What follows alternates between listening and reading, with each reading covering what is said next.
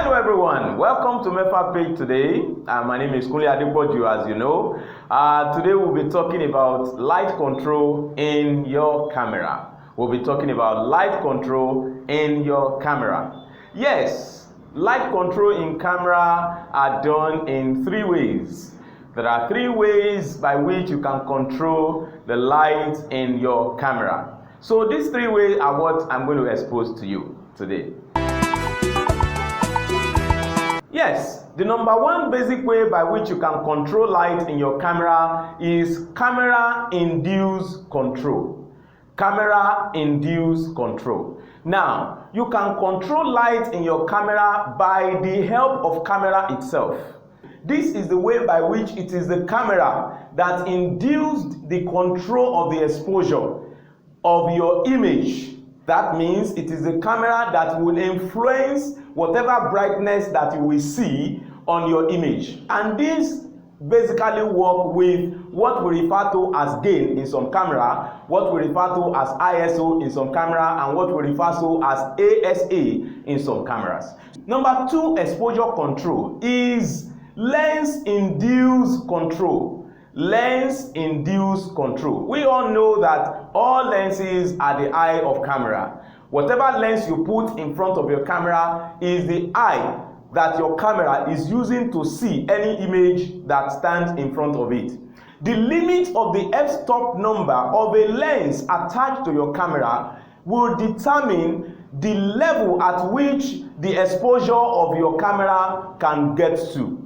Now, for example, if you are using a lens with the limit of f-stop f4.0, definitely your camera cannot be exposed beyond that f-stop 4.0. Now, or you are using a lens with f-stop 1.8, it actually means that your camera can be exposed up to the level of 1.8. You know, we have some lenses with f-stop 1.2, f-stop 1.4, f-stop 5.6. It actually determines the limit by which the image in front of your camera can be exposed based on the f-stop number of the lens you attach to your camera. That is number two. Now, number three is the light-induced control. Number three is the light-induced control. This light-induced control is the control of exposure of your camera based on the amount of light you introduce to your picture. This is based on the amount of light you introduce to your picture. For example, if you are introducing a 650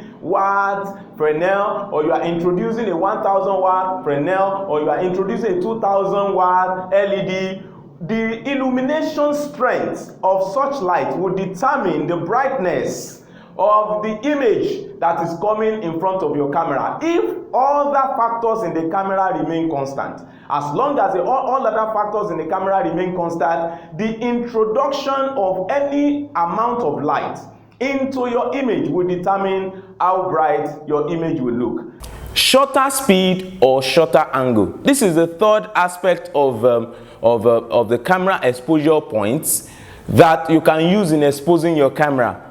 But this shorter speed or shorter angle, as some camera call it, is controlling the amount of light that comes into your camera based on the motion of your subject. Now, when your shutter speed is low, like your shutter speed is shutter speed 50, your image becomes brighter and the motion of your image becomes faster, like it becomes faster. Now, when your shutter speed is high, like your shutter speed is shutter speed 400, your image becomes darker, and then the speed of your motion becomes slower. Now, that is what happens when you put your camera against a rolling fan. When you put your camera against a rolling fan, when a fan is rolling, and is rolling at a very fast speed, and your shutter speed is at a high shutter speed, then that means that you might begin to see the fan running as if it's very slow because the shutter speed is high. These are the three basic ways by which light can be controlled in your camera. Thank you for watching Mefa Page today. God bless you.